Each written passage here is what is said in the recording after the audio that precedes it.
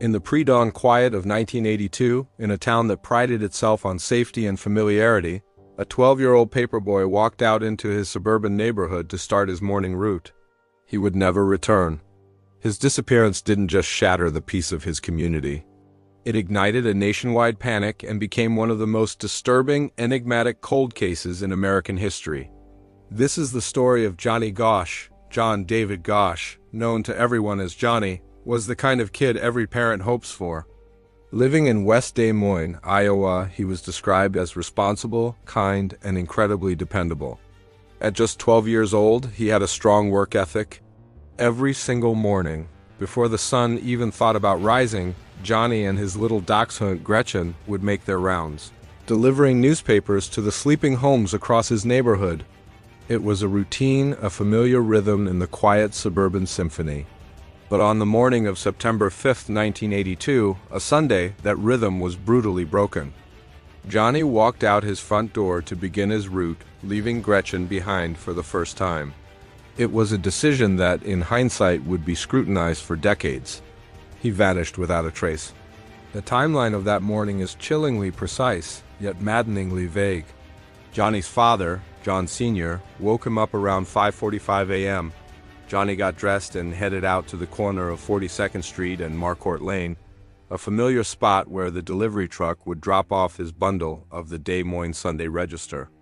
Neighbors later recalled seeing Johnny there, picking up his papers and methodically loading them into his red wagon.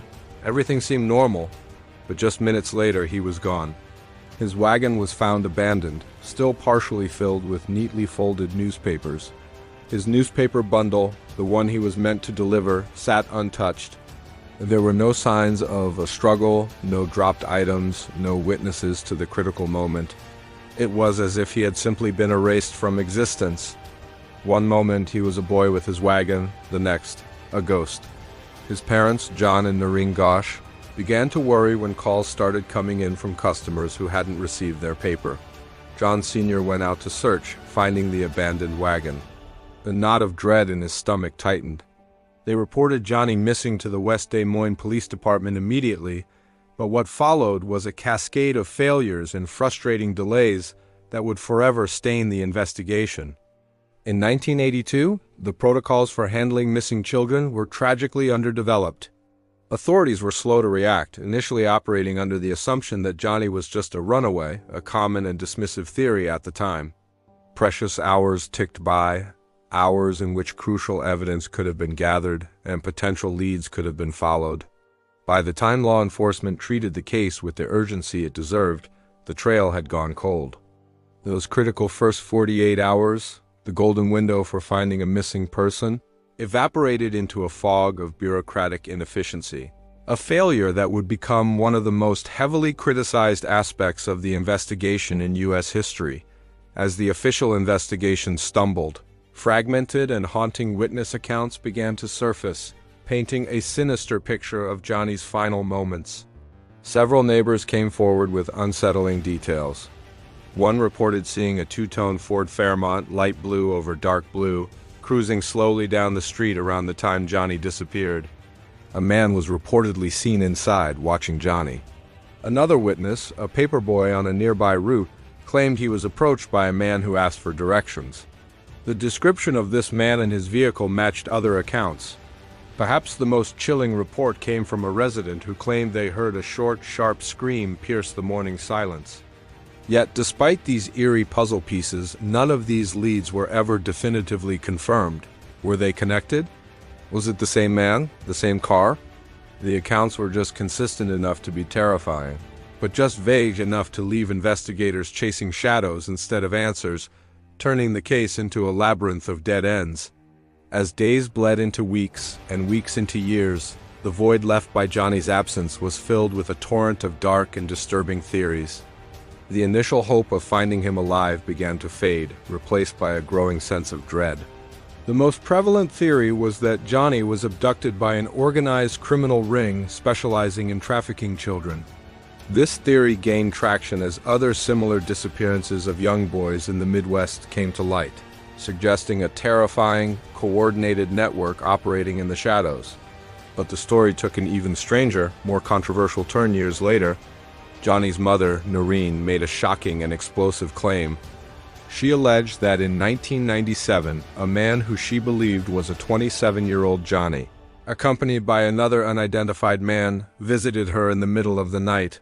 She said he looked afraid and told her he had been forced into a dark world, controlled by powerful and dangerous people, and that he had to leave again for his own safety. This claim was met with widespread skepticism, but for Noreen, it was a confirmation that her son was alive, trapped in a nightmare from which he couldn't escape. In the face of unimaginable grief and official inaction, Johnny Gosch transformed her pain into a powerful, relentless crusade. She refused to let her son's memory fade or his case be relegated to a dusty file cabinet. She became one of the most visible and vocal advocates for missing children in America. She challenged law enforcement, lobbied politicians, and tirelessly raised public awareness. Noreen argued that the official narrative was incomplete, that there was a much darker, more complex conspiracy at play, and that the authorities were either unwilling or unable to confront it. Her fight was not just for Johnny.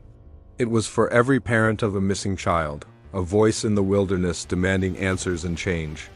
Her unwavering conviction that her son was alive, forced into hiding, kept the case in the public eye for decades, making her a controversial but undeniably influential figure in the history of victim advocacy. The legacy of Johnny Gosch's disappearance extends far beyond the tragic details of his case.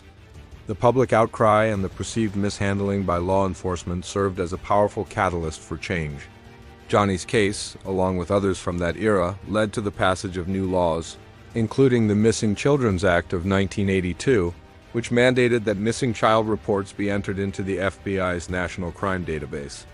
National awareness campaigns were launched, and the concept of a centralized response to child abductions began to take shape. Most iconically, Johnny's smiling, youthful face became one of the very first to appear on the side of milk cartons across the country, a simple but revolutionary idea that turned breakfast tables into information hubs. Every carton was a silent plea, a constant reminder that a child was missing, transforming a personal tragedy into a national cause. Over 4 decades have now passed since that September morning. The world has changed, but the mystery remains frozen in time. There has never been a body, never a conviction, never a definitive answer to what happened to Johnny Gosch. All that remains are the whispers, the chilling theories, and a name that refuses to fade from the American consciousness. The quiet suburban street in West Des Moines still holds its secrets, and the story of the paperboy who vanished into the morning mist continues to haunt us. This is DarkWhisper Files, and the mystery of Johnny Gosch continues. Thanks for watching. If you found this story compelling, please like this video and subscribe to our channel for more deep dives into the unknown.